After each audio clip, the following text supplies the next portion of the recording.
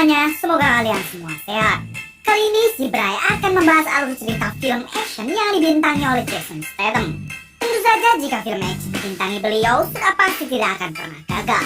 Yang mana kali ini Jason akan berperan sebagai kurir, namun bukan kurir biasa. Ia bersedia mengantarkan apa saja seperti mengantar perampok, paket berisi manusia atau barang aneh lainnya.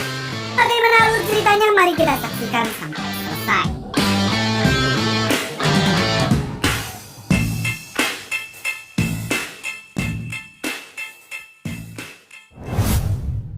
Di awal film kita diperkenalkan dengan supir profesional bernama Frank. Saat ini ia sudah menjalin kontrak untuk mengantar 3 orang dari depan bank swasta ke suatu tempat. Ternyata orang yang menyewanya kala itu adalah segerombolan perampok. Frank tidak peduli dengan urusan mereka. Ia hanya bekerja sesuai kesepakatan awal. Namun di sini Frank tidak mau melanjutkan perjalanannya karena mereka 4 orang, sementara perjanjian awal hanya 3 orang saja. Di sana ketua perampok itu langsung menodongkan pistol, namun Frank tetap santai dan berpegang teguh kepada kesepakatan awal. Frank mengatakan kalau dirinya sudah memikirkan berat penumpang, kecepatan serta guncangan mobil. Karena jika ditambah 1 orang bisa dipastikan mereka akan tertangkap polisi. Akhirnya ketua perampok itu langsung menghabisi 1 anak buahnya untuk keluar dari mobil tersebut.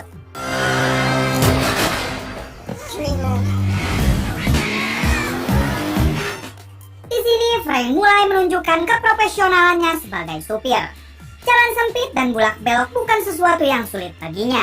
Para perampok itu sangat puas atas kinerja Frank. Bahkan karena Frank terus saja bulak belok, ketiga perampok itu juga sampai utah-uger. Namun tak lama kemudian mereka pun berhasil dikepung oleh polisi yang mengejarnya. Ketiga perampok itu tentu langsung panik, namun Frank sudah punya cara untuk mengatasinya.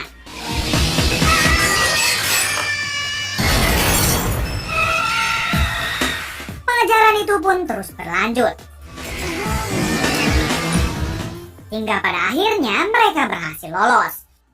Frank membawa mereka ke tempat sesuai kesepakatan awal. Di sana perampok itu meminta Frank untuk mengantarkan lagi mereka ke sebuah kota dengan bayaran tambahan. Namun Frank menolaknya karena ia selalu berpegang teguh pada kesepakatan awal dan tidak ada pekerjaan tambahan. Agent, take us to Avenue. Deal is the deal. Rule number 1. Not mine. Setelah itu Frank kembali ke rumahnya yang berada di dekat sebuah pantai. Di sana ia langsung membersihkan mobilnya dan terlihat puluhan plat nomor yang sering Frank gunakan. Saat ingin ngopi dan sebat, tersiar berita kalau para perampok yang tadi Frank antar berhasil ditangkap polisi karena saat itu mereka salah belok ke jalan satu arah. Tak lama setelah itu Frank kedatangan tetangganya bernama Tarkoni yang merupakan seorang inspektur polisi. Di sana Tarkoni mencurigai Frank telah bersekongkol dengan perampok itu karena mobil BMW Frank yang diparkir di depan sama persis dengan mobil si perampok. Yang membedakan hanya plat nomornya saja. Apalagi Tarkoni tahu kehebatan Frank dalam mengendarai mobil. Di sini kita juga diberitahu kalau Frank ternyata adalah mantan tentara angkatan udara. Namun karena tidak ada bukti kuat, akhirnya Tarkoni pun pergi dari sana. Setelah itu Frank mendapatkan telepon dari seorang mafia yang akan menggunakan jasa Frank. Malam itu juga Frank datang untuk menjalin kontrak. Di sana Frank mencatat dengan detail berat paket dan panjang lebarnya. Setelah memperkirakannya, Frank meminta bayaran $40.000 dengan istirahat 1 kali. Frank juga menegaskan kalau ia mempunyai 3 aturan. Yang pertama, jangan pernah mengkhianati kesepakatan. Kedua, Frank tidak ingin tahu siapa yang menjadi kliennya. Ketiga, jangan pernah membuka paket yang akan dikirim. One bag, that's it. We have a deal.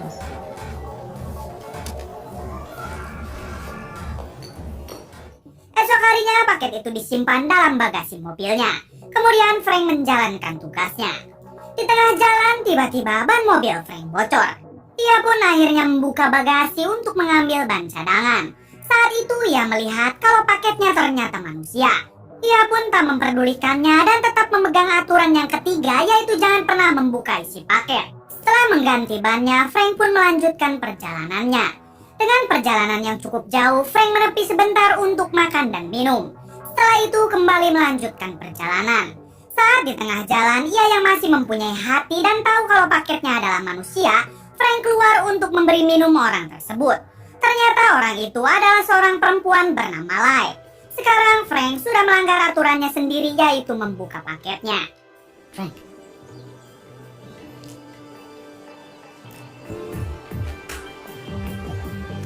Lily. Good girl. Saat di tengah jalan, Lai tiba-tiba menggedor-gedor bagasi mobilnya. Dan saat dibuka, Lai mengatakan kalau ia hanya ingin buang air.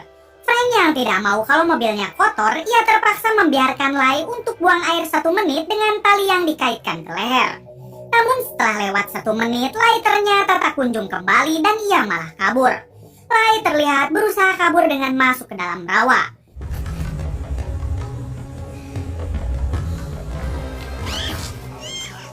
Beruntung Frank berhasil menangkapnya. Saat Frank hendak membawa Lai kembali ke mobilnya, ternyata di sana sudah ada 2 polisi. Saat itu juga Frank langsung melumpuhkan mereka berdua. Kemudian Frank memasukkan kedua polisi itu ke dalam bagasinya. Singkat cerita, Frank sudah sampai ke tujuan. Frank disambut oleh ketua mafia bernama Wall. Di sini Wall bertanya apa Frank membuka paketnya. Namun Frank berbohong dengan mengatakan peraturan ketiga tidak boleh membuka paket. Terlihat Wall sangat menyukai cara kerja Frank. Never open the package. I like that. Saat hendak pulang, Frank ditawari mengantar paket yang dibungkus dengan sebuah koper. Karena kebetulan searah dengan arah pulang, akhirnya Frank menyetujuinya.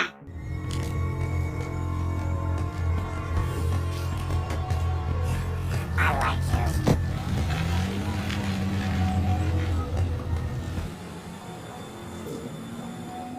Di tengah jalan, ia kembali istirahat mengingat perjalanan Frank yang masih sangat jauh. Setelah makan dan membawa beberapa minuman, Frank kembali ke mobilnya. Namun siapa sangka mobil Frank tiba-tiba meledak. Ternyata isi paket yang diberikan Wall adalah sebuah bom yang sengaja untuk menghabisinya. Singkat cerita, Frank kembali untuk menghabisi Wall dan anak buahnya. Frank menunjukkan kepada mereka siapa ia sebenarnya.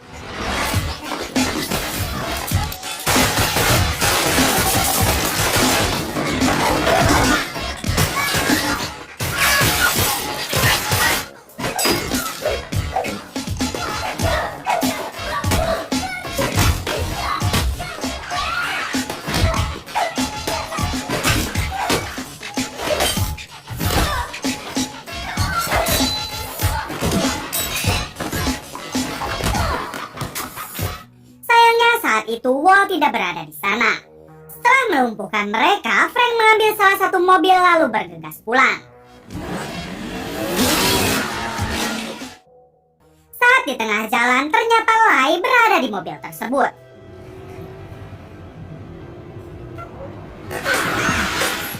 Frank pun langsung menurunkannya dan melanjutkan perjalanan. Hingga akhirnya Frank yang tidak tega, ia kembali dan membiarkan Lai untuk ikut bersamanya.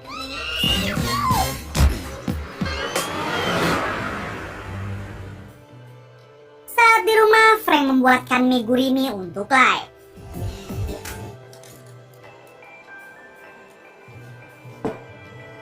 Setelah itu dirinya akan segera tidur. Bed. Kelly, bagus. Ketika Frank tidur, Lai yang nyalutak mencari tahu siapa Frank sebenarnya. Hingga ia menemukan sebuah seragam tentara dan beberapa medali penghargaan. Saat itu juga Lai berpikir kalau sebenarnya Frank adalah orang baik.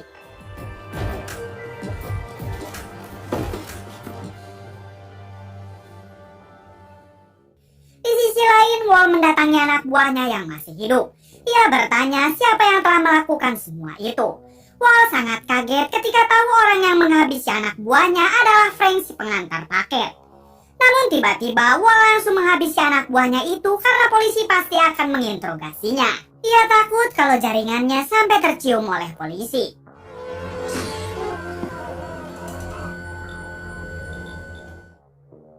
Esok paginya saat Frank terbangun, Lai sudah menyiapkan teh dan kopi untuknya. Lai juga ternyata sudah membuat baklor untuk Frank sarapan. Namun sarapan mereka harus terganggu dengan kedatangan Inspektur Tarkoni yang kembali mencurigai Frank. Tarkoni dan polisi lain telah berhasil menemukan mobil Frank yang hancur di sebuah kota.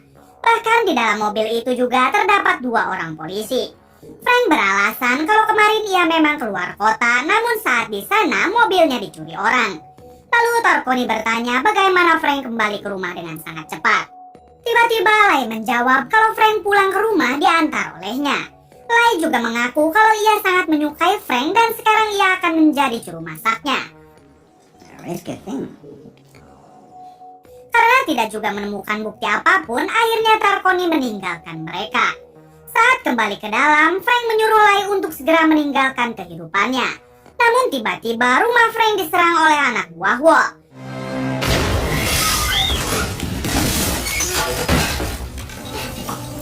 Okay. Good. Let's go.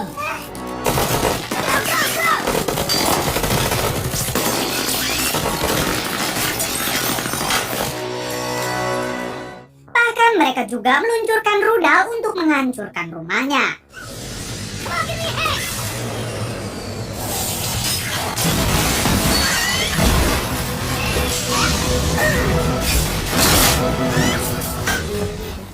Beruntung Frank langsung membawa Lai untuk masuk ke dalam air yang sudah terhubung ke arah laut.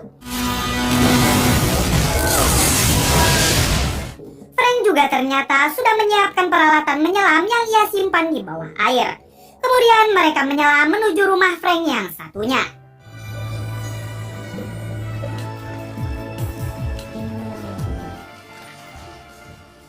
Karena pada saat itu pakaiannya basah, mereka pun langsung membukanya dan hahai bersama. Esok harinya mereka dipanggil oleh Inspektur Tarkoni ke kantornya. Di sana Inspektur Tarkoni yang mengetahui rumah Frank sudah rata dengan tanah, ia bertanya siapa yang melakukan itu semua. Frank beralasan kalau saat kejadian mereka sedang berenang di pantai dan saat kembali rumahnya ternyata sudah habis terbakar. Tarkoni yang tidak percaya begitu saja, ia bertanya lagi siapa pelakunya. Namun lagi-lagi Frank menjawab kalau ia tidak tahu. Tak lama kemudian Tarkoni dipanggil oleh komisaris polisi yang ingin menemuinya. Saat Tarkoni sedang keluar, Lai menggunakan komputer kepolisian untuk mengecek identitas Wall. Hingga akhirnya Lai berhasil menemukannya.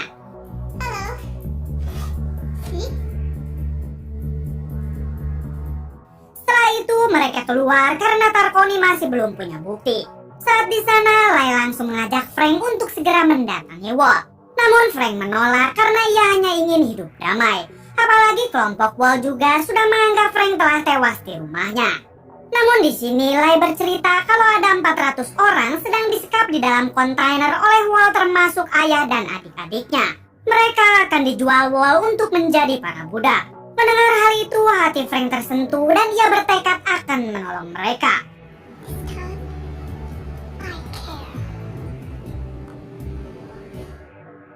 Saat Wall hendak masuk ke kantornya, tiba-tiba ia dihajar dan ditodong pistol oleh Frank. Sementara Lai sedang mencari berkas untuk menemukan nomor kontainer orang-orang itu disekap. Your father's here. He'll really get a kick out of this. Di sini Frank sempat menganggap Lai berbohong karena ternyata ayah Lai adalah partner bisnisnya Wall. Namun situasi menjadi membingungkan Frank saat Lai menodongkan senjatanya kepada ayahnya sendiri. Get this gun out of my face.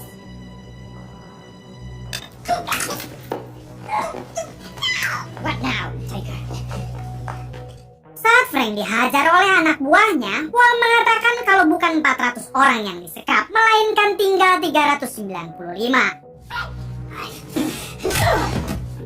Lalu tak lama kemudian, Inspektur Tarkoni datang dengan polisi lainnya dan di sana mereka menemukan Frank yang sedang pingsan.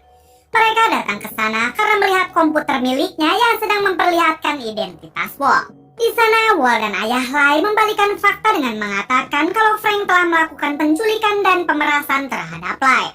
Saat itu juga Frank langsung dibawa ke kantor polisi dan saat Frank sadar, ia sudah berada di dalam sel.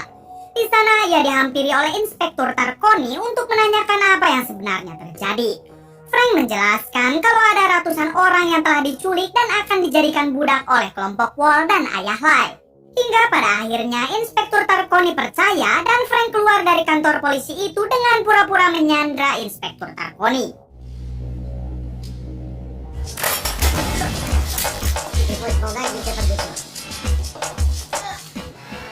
Di tengah malam, Frank yang sudah menyiapkan menghentikan semuanya, ia pergi ke pelabuhan untuk mencari kontainer yang berisi orang-orang yang sedang disekap. Hingga di suatu kesempatan, Frank mendengar pembicaraan Wall yang menyuruh supirnya untuk berhati-hati saat membawa orang-orang tersebut. Tak lama kemudian, Frank malah ketahuan hingga terjadi adu tembak dan perkelahian pun terjadi.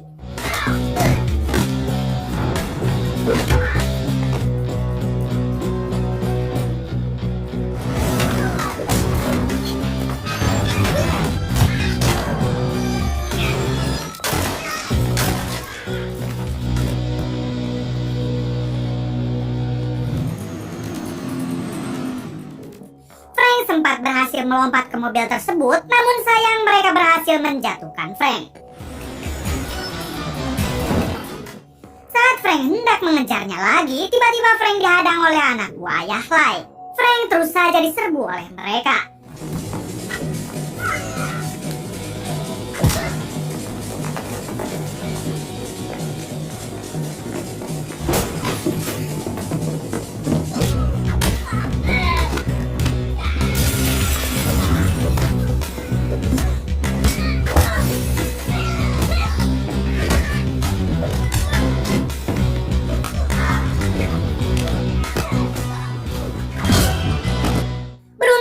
Berhasil melumpuhkannya.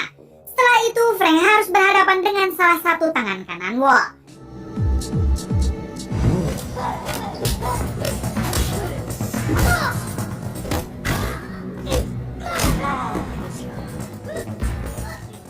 Kemudian disusul oleh anak buah Wall yang lain.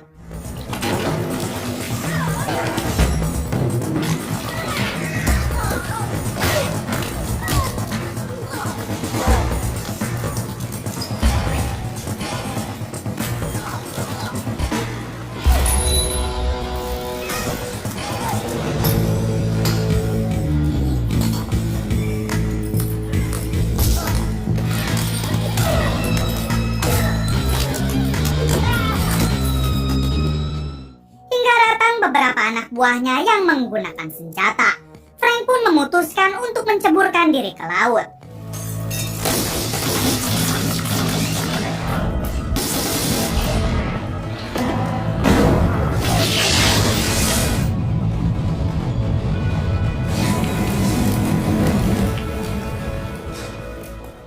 Setelah itu, Frank mencuri mobil untuk mengejar kontainer tersebut.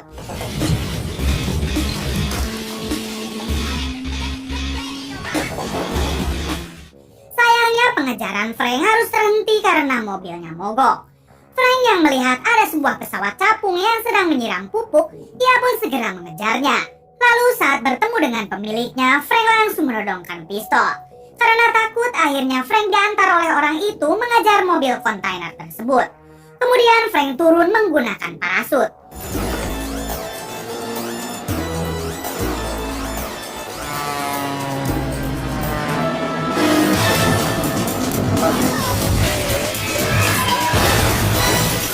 Hingga pada akhirnya ia berhasil menjatuhkan salah satu supirnya.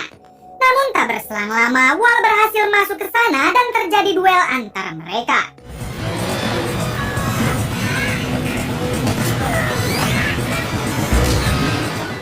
Sayangnya saat itu Frank harus terjatuh dari mobil tersebut. Ternyata sangkaan itu salah. Frank masih berada di bawah mobil.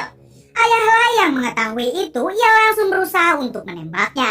Namun hal tersebut berhasil digagalkan oleh Frank. Sementara Wall yang terus menyetir, ia sudah merasa tenang. Namun tiba-tiba Frank datang dan menghajarnya. Pada akhirnya Wall berhasil dijatuhkan oleh Frank hingga tewas. Kemudian Frank membawa kontainer itu untuk menepi ke tempat yang menurutnya aman.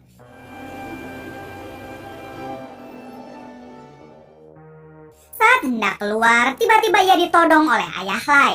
Di sana ayah Lai juga menyuruh satu anak buahnya yang tersisa untuk menghabisi Lai. Kemudian Frank digiring ke tepi jurang untuk menghilangkan jejak.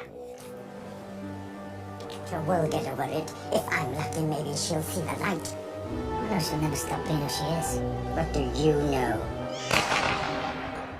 Terdengar suara tembakan yang mana anak buahnya sudah menghabisi Lai anaknya. Tak berselang lama, pistol itu pun ditembakkan. Namun bukan suara pistol ayah Lai, melainkan suara pistol Lai yang menembak ayahnya sendiri. Setelah itu datang Inspektur Tarkoni bersama para polisi. Saat kontainer itu dibuka, terdapat ratusan orang yang kini berhasil diselamatkan. Kemudian film pun tamat. Bagaimana menurut kalian? Yang ingin nonton film lanjutannya, linknya sudah saya siapkan di deskripsi. Cukup sekian dari saya, mohon maaf bila banyak kesalahan. Salam.